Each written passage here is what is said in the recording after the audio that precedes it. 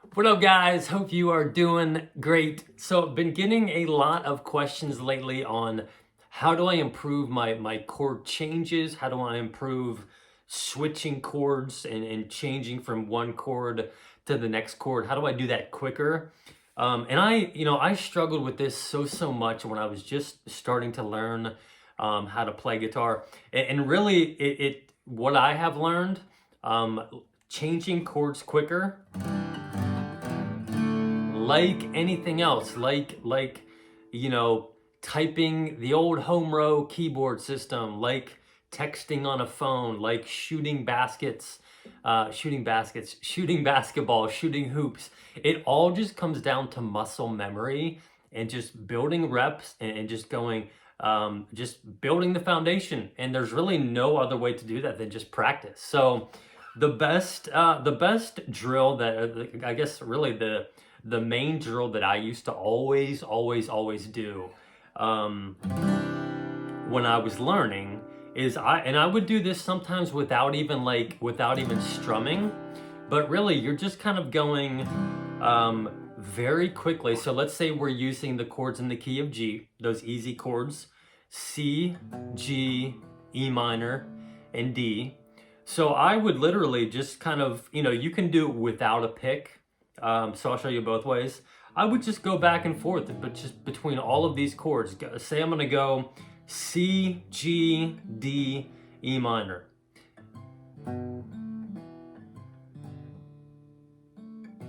C, G, D, E minor, C, G, D, E minor. And like, again, you don't even need to be strumming to do this. What we're doing, we're laying down the concrete, we're laying down the foundation, we're building that muscle memory so that the more you do it, the more natural it's gonna be. And you're gonna get to a point where you're not even looking at where your fingers are going because you're gonna know where they are. It's just, again, muscle memory. I hate to keep saying muscle memory, but that's literally what it is. So, doing it this way, that might be a little bit quick. So you might need to start off a little bit slower and just go, okay, C, G, D, E minor, C, G, D, E minor. And then once you kind of get a little bit quicker and you get a little bit more of that, kind of muscle memory built in, just kind of speed it up just a little and just do one down strum on each chord. So you're not doing anything crazy, you're just going like this.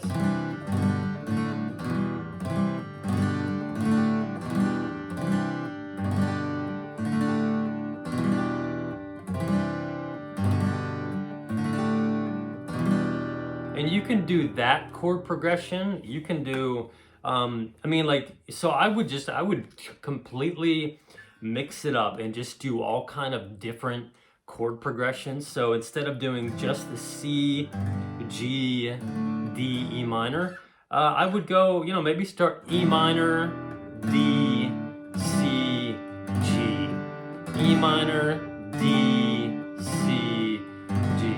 And the thing is, we just want to make sure our fingers and our chords are just going, they're getting used to going all over the place and not just getting used to going, okay, C to the G, to the D, to the E minor.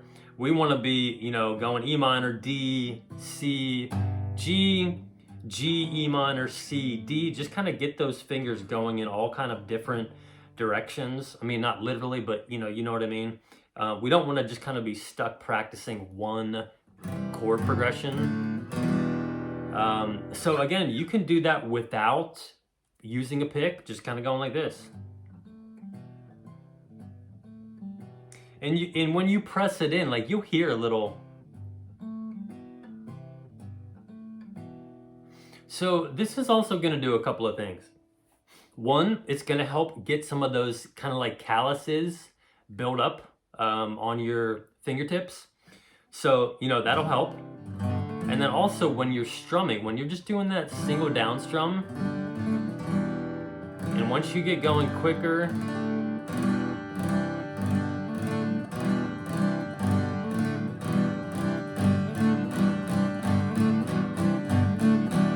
syncing up in your mind, you're syncing up the strum with the chord change. So it's kind of like subconsciously, you're gonna be improving that as well. So, you know, I think when I was doing this, I would probably spend like maybe 5 or 10 minutes per day, just, you know, just going through these different chord progressions. And you can try to make it a little bit more fun. Like you can pluck them like this to actually make it sound kind of nice and kind of cool.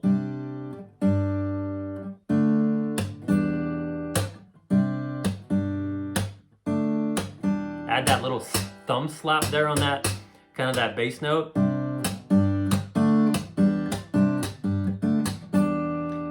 So you know, that way you're bringing in a couple of different elements. You're bringing in, you know, that finger pick like a worship leader with 3 fingers. That lesson I taught. You're getting into that formation, and you're also practicing not only just changing chords, but you're practicing strengthening and getting the muscle memory in the right hand too, picking those strings. So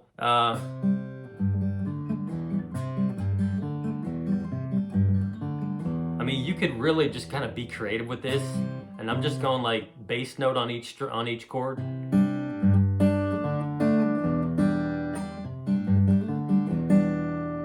Again, that might help you out a little bit. Yeah, so for me, I think my biggest struggle, why I started doing this, is because back in the day when I was learning, the only A minor chord I knew how to play was this true A minor 7. Like, I didn't know that you could do like this A minor 7, or this, you know, the easiest A minor, you know, that I teach. So, and I always had problems. I always had difficulty and just issues going from this A minor back to like a G, or A minor to a C9, or an A minor to an E minor. Because when we're playing in the key of G, we've got these 2 fingers here, the ring and the pinky, and those are just, you know, they're just staying on there the whole time for each chord. But that A minor 7 would break that, and you'd have to take them off, and then you'd have to like slide them back on. So I would just always be going from basically what I was just showing you guys, going all kind of just different chord progressions, going G, A minor, C, E minor, D, A minor, D. You know, and you can also with this D chord, you know, do that little D sus to the 3 finger, like the country D, I call it, just to mix things up, like just kind of adding some different things in there. You can also do this with chords in, you know, the key of C and the key of D, because, you know, we can't forget about those chords. We can't just, you know, be locked into these chords in the key of G, because for some of the songs we can't use these chords, and we've got to use the C, the F, that G, that A minor. So you can do the same thing with these chords too. So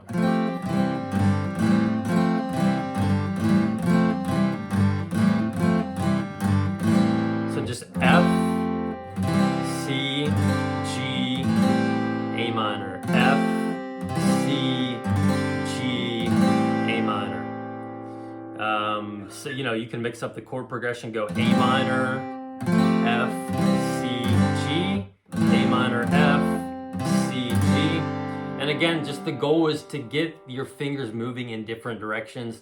Don't get them like set on just moving from this F to the G, because sometimes you're gonna need to go from the F to the A minor, or from the F to the G. So the goal is just to keep moving them around. Same thing with chords in the key of D. So like we got this D, G, A, B minor, same deal. You could just do like B minor, A, D, G.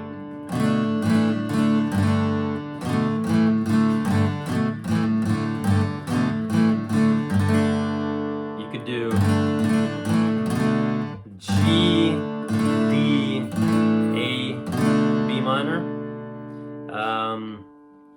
So again, that's just, I think that's probably the best drill, and really, there's no shortcuts for this, guys. We got to put the work in. We got to put the work in, and we got to put the reps in, practicing, building that muscle memory. So I think that's the best drill for improving chord changes and making the chord changes easier. Eventually, you know, like I said earlier, once you have the muscle memory down, like it is very rare, like very, very, very rare that I'm playing worship for church, or I'm even just kind of playing right here, right now, and I have to look down at my chords and like where my fingers are. I don't know that I remember the last time doing that. It's just second nature to me. It's become that muscle memory. So eventually you'll get there. I would just kind of mix that up, those drills, with some of your playing, whether you're practicing a worship song, practicing your strumming, practicing your finger picking. And just remember, like when you're changing chords like this, like that fast, I'm not gonna say never, but like you're almost never going to have to change chords that quickly in a song.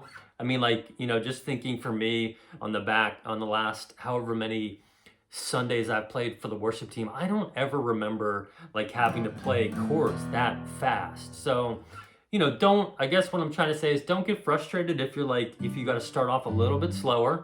Start off slow, build, get things down the right way. And then eventually you'll just get faster and faster and faster.